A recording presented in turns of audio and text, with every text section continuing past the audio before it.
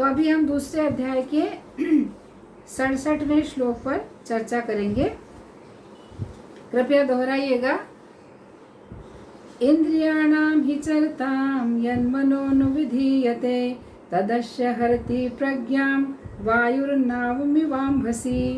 अनुवाद है, जिस प्रकार पानी में तैरती नाव को प्रचंड वायु दूर बहा ले जाती है, उसी प्रकार विचरणशील इंद्रियों में से कोई एक जिस पर मन निरंतर लगा रहता है, मनुष्य की बुद्धि को हर लेती है। तो यहाँ पर नाव का उदाहरण देते हुए इस श्लोक में भगवान अर्जुन को शिक्षा प्रदान कर रहे हैं। तो चर्चा को आगे बढ़ाते हैं कि श्लोक में भगवान अर्जुन को शिक्षा दे रहे हैं कि यदि इंद्रियों में राग द्वेष भरा हुआ है, ऐसे इंद्रियों को वश में न करके स्वच्छंद रूप से विषयों में विचरने दिया जाता है, तो ऐसी स्थिति में जिस किसी इंद्रिय के साथ मन लगा रहता है, वह इंद्रिय व्यक्ति की बुद्धि का अपहरण कर लेती है, उसकी बुद्धि का हरण कर लेती है। ध्यान से सुनिएगा कि क्या कह रहे हैं भगवान यहाँ पर। पहले हमने चर्चा की थी राग द्वेष जिनकी इंद्रियों में भरा हुआ है। तो राग द्वेष किन की इंद्रियों में भरा रहता है?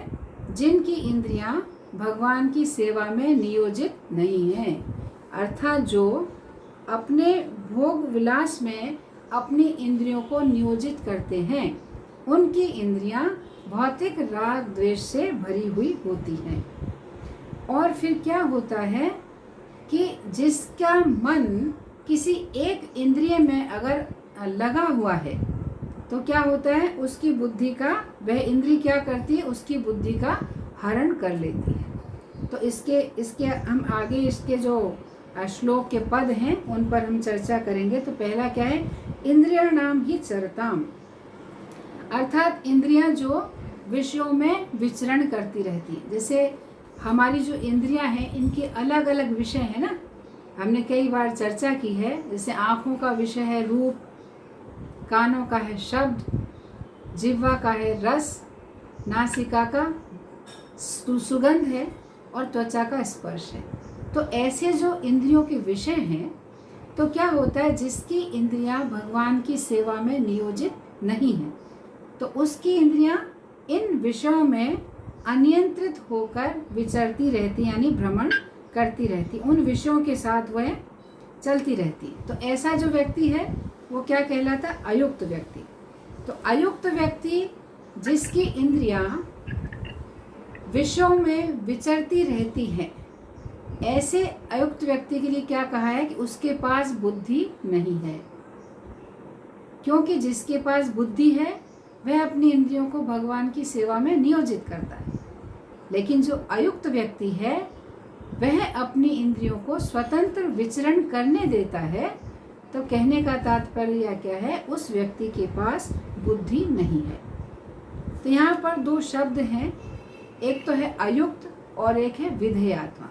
पिछला जो श्लोक था 64वां श्लोक, उसमें भगवान ने विधेयात्मा और अयुक्त शब्द का प्रयोग किया था। तो यहाँ पर अयुक्त व्यक्ति तो वह है जिसकी इंद्रियां विषयों में विचरण करती हैं, और जो विधेयात्मा व्यक्ति है उसकी इंद्रियां भी विषयों में विचरण करती हैं। दोनों की इंद्रियां विषयों में विचरण कर रही हैं, अयुक्त व्यक्ति की भी और विधेयात्मा की भी।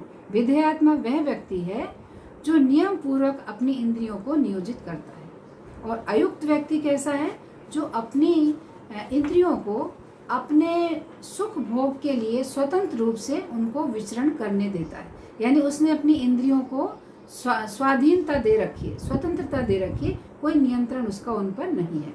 तो दोनों में ये भेद है। एक व्यक्ति विधि पूर्वक यानी नियम पूर्वक अपनी इंद्रियों को नियोजित किए हुए, तो दोनों ही अयुक्त व्यक्ति और विधेयात्मा, दोनों की जो इंद्रियां हैं वे विषयों में लगी हुई हैं, लेकिन दोनों का परिणाम भिन्न है। तो उस पर चर्चा करेंगे कि क्या भेद है। जो अयुक्त व्यक्ति है वह क्या कर रहा है, अपने सुख के लिए अपनी इंद्रिय तृप्ति के लिए इंद्रियों को विचरण करने दे रहा है। लेकिन जो विधेयात्मा व्यक्ति है उसने अपनी इंद्रियों को भगवान की सेवा में नियोजित कर रखा है। तो परिणाम क्या हो रहा है? जो अयुक्त व्यक्ति है उसकी बुद्धि का तो हरण हो जाता है कि उसकी बुद्धि जो है, इंद्रियां उसकी बुद्धि का हरण कर लेती है, अर्थात उसमें भी बुद्धि नहीं रह पाती। वैसे भी अयुक्त में बुद्धि नहीं है, लेकिन जो बची कुची बुद्धि भी है वो भी उसकी इंद्रियां जो हैं उसकी बुद्धि को हर लेती है। लेकिन जो विधेयात्मा व्यक्ति है वह भी अपनी इंद्रियों को विषयों में लगाए हुए है, लेकिन उसकी बुद्धि का रक्षण हो रहा है, उसकी बुद्धि का हरण नहीं हो रहा। भेद क्या है कि विधेयात्मा व्यक्ति अपनी इंद्रियों को भगवान की सेवा में नियोजित किए हुए है, उसकी इंद्रियां भगवान की सेवा में लगी हुई, अर्थात जैसे इंद्रियों के विषय हैं तो उस विधेयात्मा व्यक्ति की आंखें भगवान की रूप माधुरी का दर्शन करने में लगी हुई है, भगवान की रूप माधुरी का आस्वादन करने में लगी हुई है, और उसके कान भगवान की कथा कीर्तन सुनने में नियुक्त हैं, उसकी जीवा भगवत प्रसाद में लगी हुई है, गुणगान करने में लगी हुई है। तो ऐसे व्यक्ति की जो इंद्रियां हैं वो दिव्य विषयों में लगी हैं, तो क्या हो रहा है? उसे दिव्य रसों का आस्वादन प्राप्त हो रहा है। तो दिव्य रसों का आस्वादन जब प्राप्त हो रहा है तो क्या हो रहा है? उसकी इंद्रियों का रक्षण हो रहा है, उसकी इंद्रियों का हरण नहीं हो रहा है। ये भेद बहुत आवश्यक है समझना। अयुक्त व्यक्ति और विधेयात्मा। अयुक्त व्यक्ति वह व्यक्ति है जिसने अपनी इंद्रियों को भगवान की सेवा में नियोजित नहीं किया है, अर्थात अपना संबंध भगवान से नहीं जोड़ा है, ऐसा व्यक्ति।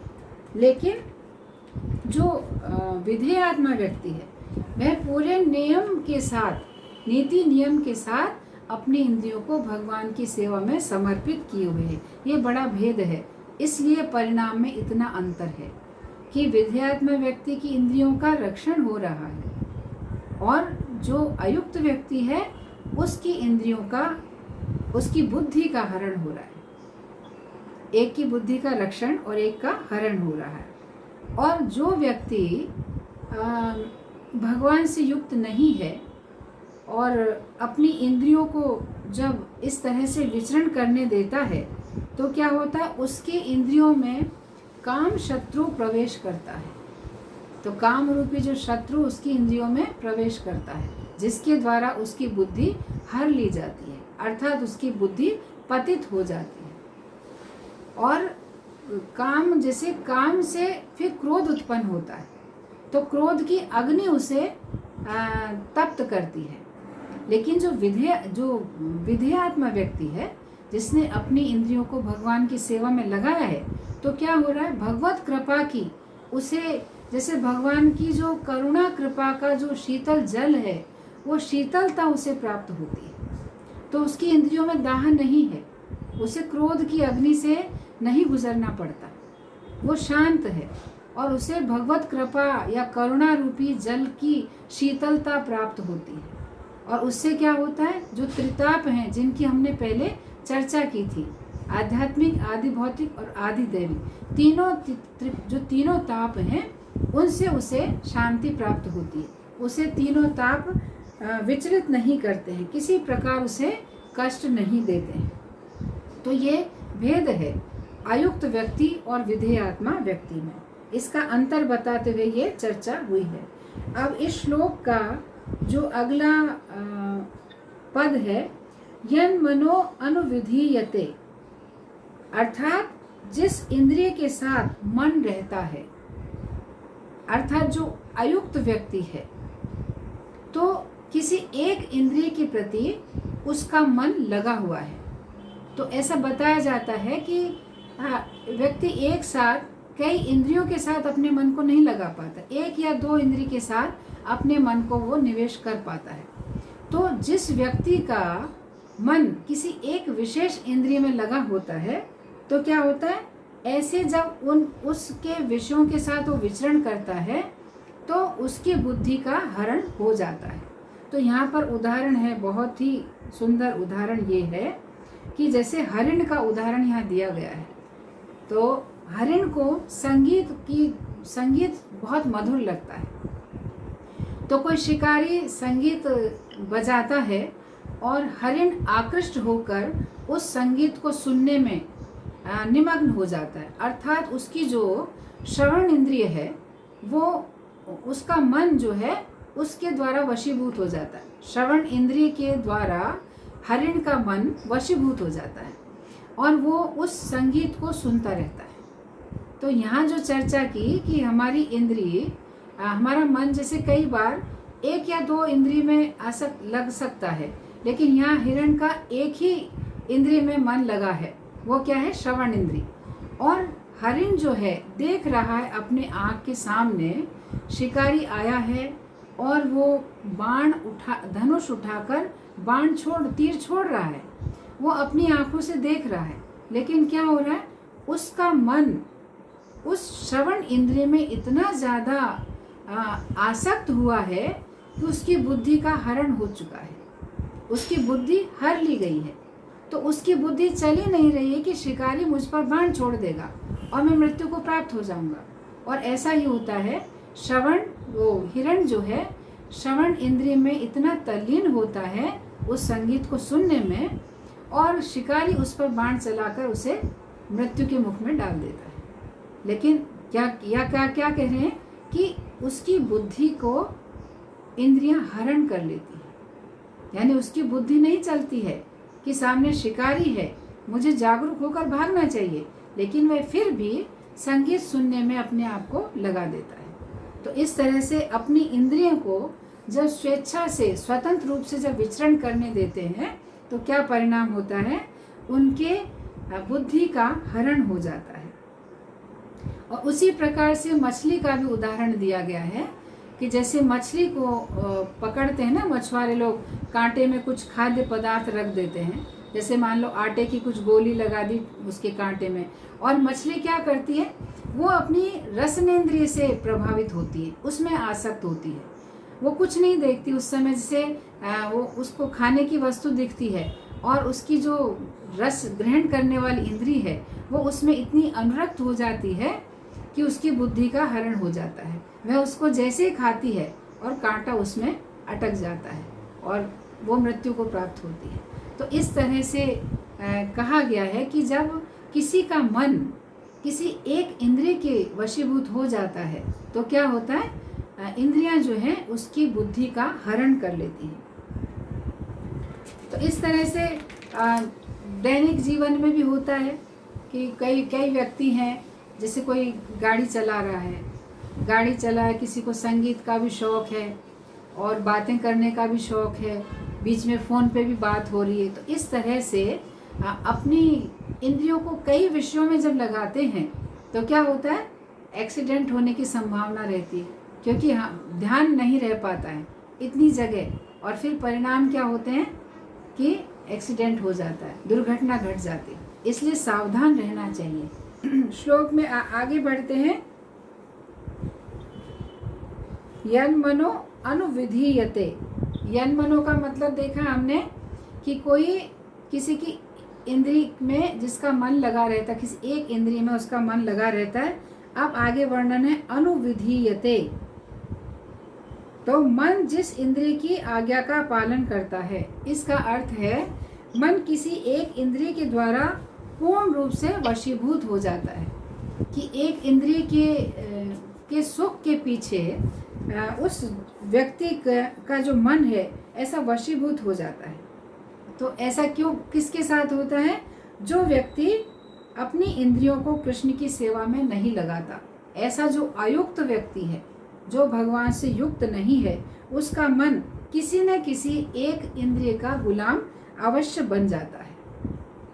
और यदि उसका मन भगवान की सेवा में नहीं लगता है तो अवश्य फिर क्या होगा? इंद्रियों की सेवा में लगेगा।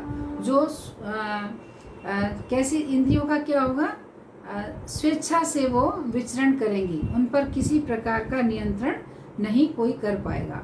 स्पष्ट बात है कि कोई भी व्यक्ति बलपूर्वक अपनी इंद्रियों को नियंत्रित नहीं कर सकता।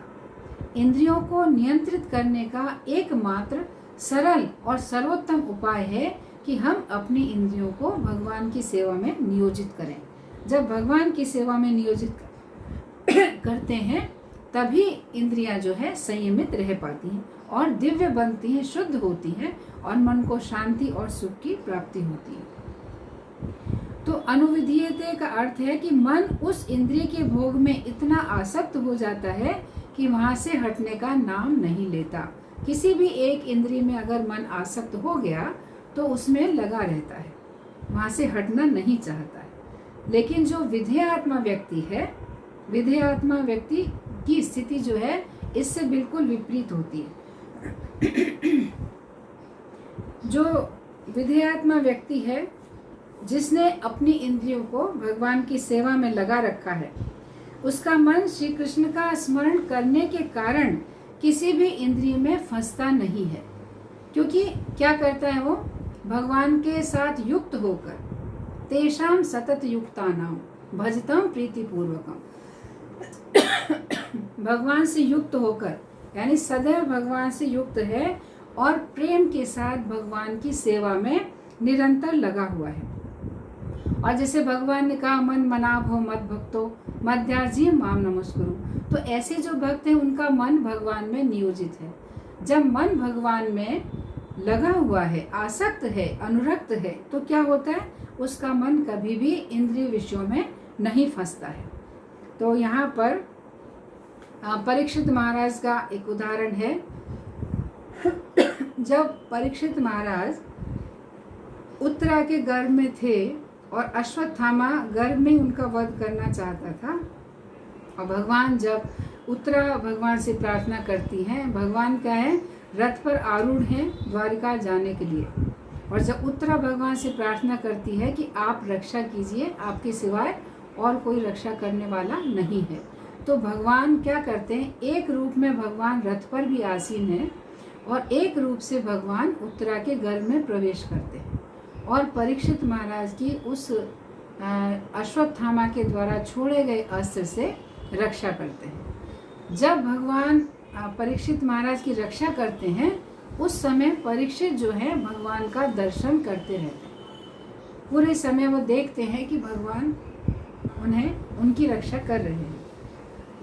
तो जब परीक्षित महाराज ने गर्भ में ही भगवान का दर्शन किया है और जब वे जन्म लेते हैं और जब जन्म लेकर आते हैं इस धरती पर, तो क्या होता है, वे सबको देखते रहते हैं। जो भी उनके आसपास जो व्यक्ति रहते हैं उनको देखते हैं, ढूंढने का प्रयास करते हैं कि जिस सौंदर्य को, जिस सुंदर रूप को मैंने मेरी माता के गर्भ में देखा था, वैसा उसका जैसा सौंदर्य कोई नहीं है। तो उनकी जो नेत्र इंद्रिय जो थी वो भगवान में लगी हुई थी।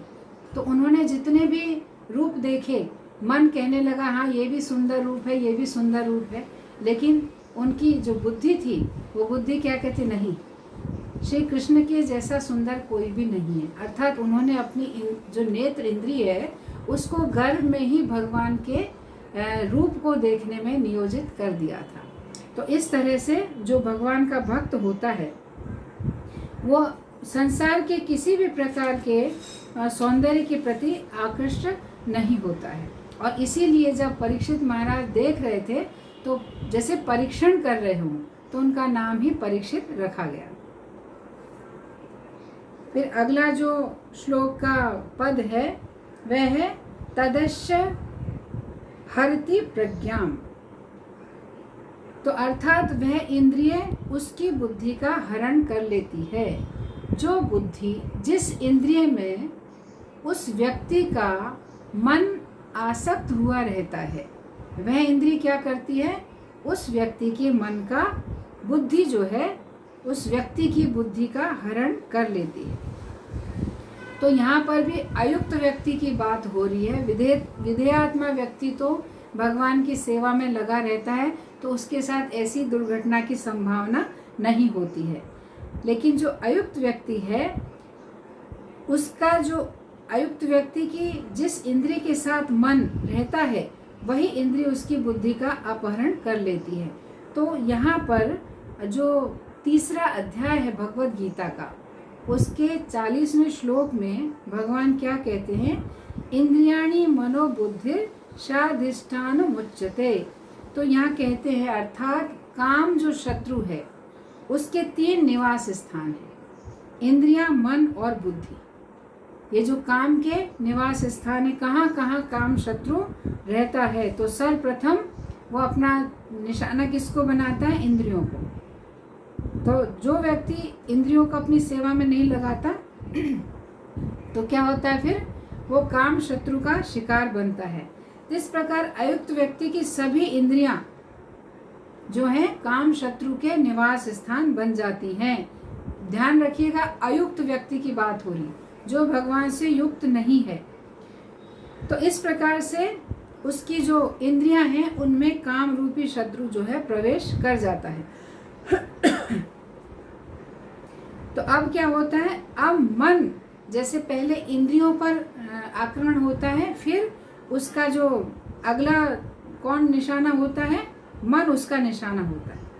और जब मन पर अधिकार हो जाता है, फिर काम शत्रु कहाँ पे अधिकार करता है? उसकी बुद्धि पर अधिकार कर लेता है। उसकी इंद्रियां, मन और बुद्धि पूरी तरह से काम के ठिकाने बन जाती हैं। तो सब जगह काम रूपी शत्रु का अधिकार हो जाता है।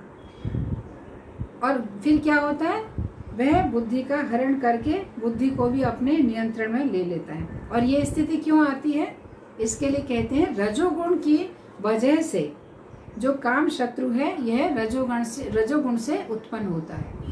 तो भगवान भगवद गीता के 18वें अध्याय के 31वें श्लोक में कहते हैं, हे प्रथापुत्र, अर्जुन से कहते हैं, जो बुद्धि धर्म तथा अधर्म, करनीय तथा अकरणीय कर्म में भेद नहीं कर पाती वह राजसी होती है। तो जब व्यक्ति के इंद्रिय, मन और बुद्धि पर काम रूपी शत्रु अर्थात रजोगुण का प्रभाव पड़ जाता है, रजोगुण के प्रभाव से या काम शत्रु के प्रभाव से उस व्यक्ति की बुद्धि जो है क्या करना चाहिए, क्या नहीं करना चाहिए, क्या सही है, क्या गलत है, क्या धर्म है, क्या अधर्म है, उसका निर्णय करने में सक्षम नहीं होती है और ऐसा व्यक्ति पतित हो जाता है। फिर जैसे भगवद गीता के 3 अध्याय के 38वें श्लोक में भगवान कहते हैं, यथा दर्शो मलेना च, अर्थात जिस प्रकार दर्पण धूल से ढक जाता है, जब किसी दर्पण पर धूल जम जाती है तो उसकी जो वस्तु को दर्शाने की जो शक्ति है वो कैसी होती है? आवृत हो जाती है धूल के कारण। तो उसी प्रकार जो काम रूपी शत्रु है वह क्या करता है? व्यक्ति के ज्ञान को ढक देता है, अर्थात उसकी बुद्धि पर काम का आवरण आ जाता है। तो वह सही और गलत का निर्णय करने की उसकी बुद्धि में क्षमता नहीं बचती है। उसकी बुद्धि तो सही गलत का निर्णय करने की क्षमता रखती है, लेकिन क्या हो रहा है? जब काम रूपी शत्रु उसे आवृत कर लेता है उसकी बुद्धि को, तो निर्णय करने की क्षमता खो देती है। ठीक उसी प्रकार जैसे जो कांच है, दर्पण है, दर्पण पर जो धूल जम जाती है तो उसकी जो दर्शाने की शक्ति वो ढक जाती है, आवृत हो जाती है। तो यथारूप में वो उस स्वरूप को दिखाने में सक्षम नहीं होते। उसी प्रकार काम रूपी शत्रु के द्वारा ढक जाने पर बुद्धि निर्णय करने की क्षमता नहीं रखती, उसकी शक्ति जो है खत्म हो जाती है, सही निर्णय नहीं कर पाती है। तो ये रजोगुण का प्रभाव से ये परिणाम प्राप्त होता है। इसलिए कहते हैं कि भगवान जब अर्जुन से कहते हैं कि तुम तीनों गुणों से ऊपर उठो, है ना, तीनों गुणों से त्रिगुणातीत बनो, तीनों गुणों से तुम ऊपर उठो।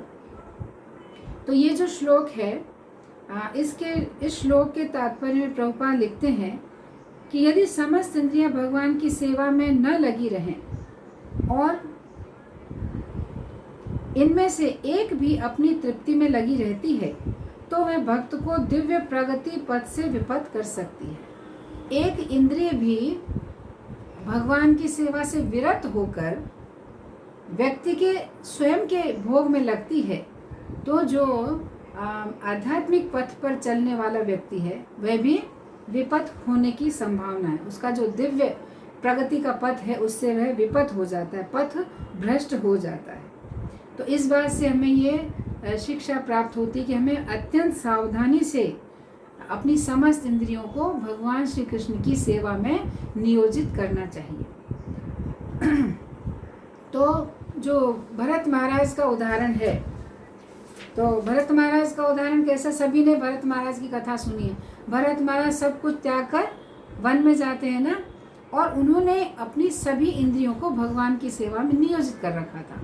लेकिन जब उनको वो हरिण का जो शावक प्राप्त होता है, नन्हा शावक जब प्राप्त होता है, तो क्या होता है, वो अपनी जो नेत्र इंद्रिय है उसको भगवान की सेवा से मोड़ लेते हैं और क्या करते हैं, उसे हिरण में लगा देते हैं। उस हरिण के बच्चे का जो वो छोटा सा शावक है, उसको देखकर, उसके रूप को देखकर, उसका जो कोमल उसकी त्वचा है, उसे उसका स्पर्श करके वे उसमें ही वो मग्न हो जाते हैं और भगवान की सेवा वो छोड़ देते हैं। और क्या करते हैं, उस समय जब उनकी इंद्रिय जो नेत्र इंद्रिय है श्री कृष्ण के रूप का दर्शन न करके हरिण के रूप के दर्शन में निमग्न होने लगती है, तो क्या होता है, इसकी वजह से उनकी बुद्धि का हरण होता है।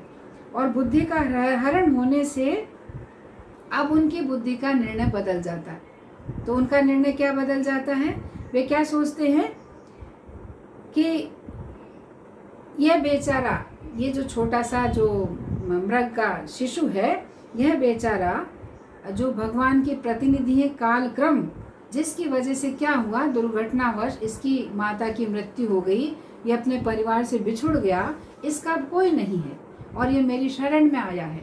इसका माता पिता जो कुछ भी हूँ मैं हूँ और मैं तो मुझे इसकी देखभाल करना आवश्यक है, ये मेरा कर्तव्य है क्योंकि ये मेरा शरणागत है। अब ये उनकी बुद्धि का निर्णय है। तो क्या सोचते हैं कि अतः मुझे ईर्ष्यावश यह नहीं सोचना चाहिए कि मैं अगर इसके पालन पोषण में लगूंगा तो मेरा जो पथ है, भक्ति का पथ, उससे मैं विरत हो जाऊंगा। ऐसा मुझे नहीं सोचना चाहिए और मेरा क्या कर्तव्य है कि मैं इसका लालन पालन करूं, रक्षण करूं, इसका दुलार करूं, है ना, उसको प्यार करूं। इस तरह से वो सोचता है क्योंकि इसने मेरी शरण ले रखी है, इसलिए मेरा कर्तव्य है। तो ऐसा जो भरत महाराज अपना सर्वस्व त्याग कर वन में आए थे भगवत प्राप्ति हेतु, और उन्होंने अपनी सभी इंद्रियों को भगवान की सेवा में लगा रखा था, लेकिन इस हरिण के प्रति उनकी आसक्ति हुई। तो यहाँ पर जैसे भरत महाराज की जो वार्ता है कि वो कहते हैं कि ये तो मेरा शरणागत है, इसकी रक्षा करना मेरा कर्तव्य है, मुझे करना चाहिए, मुझे ऐसा नहीं सोचना चाहिए कि मेरे भक्ति में बाधा है, मुझे फिर भी इसका संरक्षण करना चाहिए, ऐसा सोचते हैं।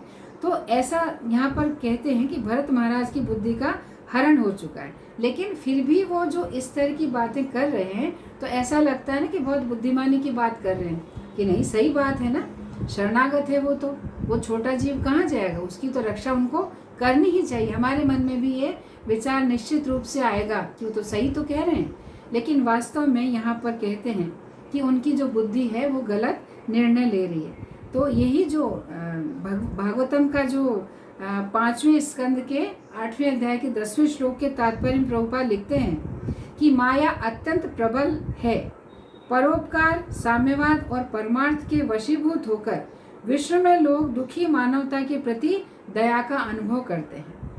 तो इस विश्व में क्या होता है, सब लोग परोपकार की भावना से और मानवता के लिए ऐसे दया करते हैं। अच्छी बात है दया करना, कोई बुरी बात नहीं है, मदद करनी भी चाहिए। लेकिन प्रभुपाद आगे क्या कहते हैं, यदि कोई किसी के प्रति दयालु है या किसी की भलाई कर सकता है तो उसे चाहिए कि उस व्यक्ति को कृष्ण भावना तक पहुंचाए। तो ये ऊपरी मदद करना अलग बात है, लेकिन वास्तविक मदद क्या होती है, आपने रोटी यानी आपने भोजन दिया, वस्त्र दे दिया, कुछ रहने की व्यवस्था कर दी, कुछ अस्पताल की व्यवस्था हो गई, कुछ आपने दवाइयाँ उनको दे दी, ये कैसी एक क्षणिक लाभ है। लेकिन वो व्यक्ति वापस फिर जन्म मृत्यु जरा व्याधि के चक्र में तो फंसता रहेगा ना। जो महान दुख है उस दुख से रक्षण करने का तो कार्य नहीं किया। उसी तरह से भरत महाराज जो हैं वो चाहते तो हरिण को भी कृष्ण भावनामृत में रख सकते थे ना, उसको कीर्तन सुना सकते थे, उसको कथा श्रवण करा सकते थे। जैसे कि बताते हैं कि जो जीव हैं, पशु पक्षी हैं, तो वो अपना कल्याण नहीं कर सकते हैं। इसीलिए चैतन्य महाप्रभु कहते हैं कि उच्च स्वर से हरे कृष्ण महामंत्र का संकीर्तन करना चाहिए, ताकि ब्रह्मांड में जितने भी जो जीव हैं उनका भी कल्याण हो। जो कीर्तन का जो ध्वनि है, उस दिव्य ध्वनि के द्वारा उनका कल्याण हो। तो इस तरह से प्रभुपाद कहते हैं कि ऐसी सेवा करना, परोपकार करना, ये ठीक है, लेकिन वास्तव में इसके साथ ये सेवा करना अनिवार्य है कि हर व्यक्ति को भगवान के सम्मुख बनाना चाहिए, उसे कृष्ण भावनामृत में पहुंचाना चाहिए। तो इस बात से निष्कर्ष निकलता है कि भक्त को अपनी किसी भी इंद्रिय को कृष्ण की सेवा से अलग नहीं रखना चाहिए, अर्थात अपनी सभी इंद्रियों को भगवान की सेवा में नियोजित करना चाहिए। अन्यथा उसकी इंद्रिय, मन अथवा बुद्धि माया की सेवा में उसी प्रकार लग सकती हैं जिस प्रकार भरत महाराज, जो अपना सर्वस्व त्याग करके वन में गए थे। तो इस बात पर, ये इस कथा का उद्देश्य है कि हम ध्यान दें इस बात पर। फिर आगे जो श्लोक का पद है, वायुर नाव मिवाम भसी। जिस प्रकार पानी में तैरती नाव को प्रचंड वायु दूर बहा ले जाती है। जब नदी में नाव चल रही है और चारों तरफ जल ही जल है और काफ़ी मात्रा में जल है, तो जो नाव चलाते पता ही नहीं चलता है नाव किस दिशा में जा रही। लेकिन जो वास्तव में नाविक है वही समझ सकता है, अन्य कोई नहीं जानता है नाव उल्टी दिशा में चल रही है, सही दिशा में चल रही है, पता ही नहीं चलता है। तो इसी, जब ये ऐसे पता नहीं चले, इसी को कहते हैं हरण होना। तो जब कोई व्यक्ति किसी की बुद्धि, किसी इंद्रिय के द्वारा जो हरण हो जाती है, तो उसे पता नहीं चलता है उसकी बुद्धि सही दिशा में चल रही है या उल्टी दिशा में चल रही है। ठीक उसी प्रकार जैसे भरत महाराज का उदाहरण है, उनकी बुद्धि जो है उल्टी दिशा में चल रही है, लेकिन ऐसा लगता है वो सही सोच रहे हैं। वो सोचते नहीं इसकी शरणागत की रक्षा करना मेरा कर्तव्य है, जबकि उनकी बुद्धि उल्टा निर्णय कर रही थी। तो उसी प्रकार जैसे अगर नाव का कोई कप्तान है, तो जो कप्तान है उसे पता है कि नाव सही दिशा में चल रही है नहीं, या उसे किस तरह से सही दिशा में करना है। तो उसी प्रकार यहाँ पर कहते हैं कि बुद्धि रूपी नौका के अनुभवी जो कप्तान हैं, वे हैं आध्यात्मिक गुरु। कौन है? आध्यात्मिक गुरु जो है बुद्धि रूपी नौका के कप्तान हैं, जो समझ सकते हैं कि हमारी बुद्धि रूपी नौका उल्टे निर्णय रूपी उल्टी दिशा में जा रही है। तो गुरु क्या करते हैं? जब देखते हैं कि हम दिशाहीन हो रहे हैं या गलत दिशा में जा रहे हैं, तो गुरु हमें हमारी जो दिशा को सही करते हैं और सही दिशा में हमारा पद प्रदर्शन करते हैं। तो यहाँ पर श्रीमद् भागवतम का एक श्लोक के बारे में वर्णन है, जो है 11वें स्कंद के 20वें अध्याय का 17वां श्लोक है, जिसमें भगवान कहते हैं कि मैं कैसा हूँ? मैं अनुकूल वायु की तरह हूँ। तो जैसे काम शत्रु से दूषित जो इंद्रियां हैं, वे प्रतिकूल वायु के समान हैं। जो काम शत्रु से जो इंद्रियां दूषित हो जाती हैं, वो कैसी होती है? प्रतिकूल वायु, यानी जो विपरीत वायु है, हमारे अनुकूल वायु नहीं बह रही है, विपरीत वायु का कार्य करती है। तो वैसी विपरीत वायु क्या करती है? हमारी बुद्धि रूपी नौका को उल्टी दिशा में, अर्थात भव सागर में उल्टी दिशा में ले जाती है। लेकिन भगवान कहते हैं श्रीमद् भागवतम में कि मैं क्या हूँ? अनुकूल वायु की तरह। तो भगवान श्री कृष्ण जैसे कहते हैं मायानुकूलेन नभस्वता, अर्थात मैं अनुकूल वायु हूँ। यदि हम श्री कृष्ण के आदेशों का पालन करें, तो श्री कृष्ण हमारी बुद्धि रूपी नौका को क्या करेंगे? भव सागर के तट की ओर ले जाएंगे, अर्थात भव सागर से पार हमें कर देंगे। तो श्री कृष्ण हमारी बुद्धि रूपी नौका को भव सागर के तट की ओर ले जाएंगे।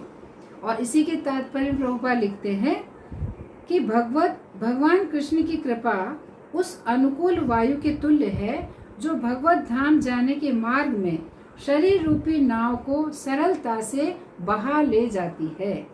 अर्थात भगवान कैसे हैं? प्रतिकूल वायु का कार्य करते हैं, हमको भगवत धाम जाने की दिशा में आगे अग्रसर करते हैं जब कोई व्यक्ति भगवान के शरणागत हुआ रहता है। भगवान कृष्ण अपने उपदेश वैदिक साहित्य में देते हैं और गुरु के माध्यम से बोलते हैं और अपने निष्ठावान भक्त के हृदय के भीतर से प्रोत्साहित करते हैं, आगाह करते हैं, उसकी रक्षा करते हैं। भगवान ऐसा दयामय मार्गदर्शन निष्ठावान भक्त को तेजी से भगवत धाम के पथ पर ले जाने के लिए करते हैं। तो ऐसा जो भगवान का जो मार्गदर्शन है वो क्या करता है, जीव को भगवत धाम ले जाने के लिए अनुकूल वायु का कार्य करता है। और इसी श्लोक पर प्रभुपाद भगवत गीता के श्लोक पर प्रभुपाद प्रवचन देते हुए कहते हैं कि यदि आप इंद्रियों को अनियंत्रित छोड़ देते हैं बिना किसी नियंत्रण के, तो फिर आप अपनी बुद्धि को स्थिर नहीं कर सकते। जिनकी इंद्रियां भगवान की सेवा में नियोजित नहीं है तो उनकी बुद्धि स्थिर कभी भी नहीं हो सकती। तो जिस प्रकार नौका और प्रचंड वायु का उदाहरण हमने देखा, तो जब नौका है, प्रचंड वायु चल रही है, तो इसे स्थिर कर पाना संभव नहीं है। उसी प्रकार यदि हम अपनी इंद्रियों को वश में नहीं करते हैं, उन्हें भगवान की सेवा में नहीं लगाते, तो वे प्रचंड वायु की तरह हमारी बुद्धि रूपी नौका को विचलित करेंगी, अर्थात दिशाहीन कर देंगी। तो अभी इस श्लोक का जो कहने का तात्पर्य है कि अपनी इंद्रियों को भगवान की सेवा में लगाने के लिए हमें क्या करना चाहिए, भगवान से तीव्र प्रार्थना करनी चाहिए। क्या करनी चाहिए भगवान से तीव्र प्रार्थना? तीव्रता से भगवान के नामों का हमें उच्चारण करना चाहिए। हरे कृष्ण कृष्ण कृष्ण हरे हरे, हरे राम राम राम हरे हरे। इस मंत्र का अर्थ ही यही है। वो जब हम इस हरे कृष्ण महामंत्र का जप करते हैं, कीर्तन करते हैं, तो हमारा उद्देश्य क्या होता है, भगवान से और राधा रानी से प्रार्थना होती है। क्या प्रार्थना होती है? हे राधा रानी, हे कृष्ण, आप मुझे अपनी सेवा में नियोजित कीजिए, आप मुझे अपनी सेवा में लगाइए, सेवा के योग्य बनाइए। इस तरह से प्रार्थना है। तो वास्तव में हम अपनी इंद्रियों को स्वतः नियंत्रित नहीं कर सकते हैं। तो हमें भगवान से प्रार्थना करनी चाहिए कि हे कृष्ण, हे राधा रानी, कृपा करके आप मुझे अपनी सेवा में लगाइए। इस श्लोक का ये आशय है। तो यहाँ पर ये श्लोक भी समाप्त हुआ है और समय भी समाप्त हुआ है। तो आपका हाँ, हरे कृष्णा। हरे कृष्णा। हाँ बोलिए। प्रणाम माता जी। हाँ, दंडवत प्रणाम जी। वो भगवान भोक्ता है, वो थोड़ा सा क्लियर करिए। हाँ, तो आप अभी तो अब मैं बता रही हूँ, लेकिन आप 5वें अध्याय का 29वां श्लोक है, तो उसको आप पढ़िएगा। तो भोक्ता मतलब जैसे भगवान भोगने वाले हैं और हम उपभोक्ता हैं। तो कहने का तात्पर्य जो भी वस्तु है इस भौतिक जगत में, जो भी हमारे सामने वस्तु है, जो भोज्य पदार्थ हैं, जो भी है, सबसे पहले हमें भगवान को अर्पण करना चाहिए और भगवान के प्रसाद के रूप में हमें उसे ग्रहण करना चाहिए। भगवान भोक्ता हैं और हम उपभोक्ता हैं। हम भगवान के उच्छिष्ट को ग्रहण करने के लिए उसके निमित्त हैं, लेकिन जैसे स्वयं ही उसको पहले हम स्वीकार करें, ये हमें नहीं करना चाहिए। हर वस्तु, जैसे हम कोई जप करते हैं, तप करते हैं, कुछ दान करते हैं, जो कुछ भी करते हैं, वो सब हमें भगवान को अर्पित करना चाहिए, क्योंकि हर वस्तु के भोक्ता भगवान हैं। जीव भोक्ता नहीं है, जीव उपभोक्ता है, परम भोक्ता भगवान है। ठीक है? कोई भी वस्तु, जैसे हम वस्त्र भी नए पहनते हैं तो सबसे पहले भगवान को अर्पण करना चाहिए। कोई भी वस्तु, ईशोपनिषद में कहा है कि सब वस्तु भगवान की है और उन्हें भगवान की सेवा में लगाना चाहिए। स्वयं के लिए कोई भी वस्तु डायरेक्ट उपयोग में नहीं लेनी चाहिए, भगवान को अर्पण करना चाहिए। तो इसलिए भगवान हर वस्तु, हर व्रत के, विधि विधान के, जप के, तपस्या के, सबके जो भी यज्ञ करते हैं, यज्ञों के भोक्ता, परम भोक्ता भगवान हैं। देवता लोग उपभोक्ता हैं, जीव जो है समझ जीव, देवता हैं, जीव हैं, सब उपभोक्ता हैं, भोक्ता केवल भगवान है। तो पुनः पुनः आप सभी का धन्यवाद और आपके लिए हरि बोल है। तो भगवद गीता ग्रंथराज श्रीमद् भगवद गीता की जय, श्री प्रभुपाद की जय। वाञ्छाकल्पतरुभ्यश्च कृपा सिन्धुभ्य एव च पतितानां पावनेभ्यो वैष्णवेभ्यो नमो नमः। हरे कृष्णा।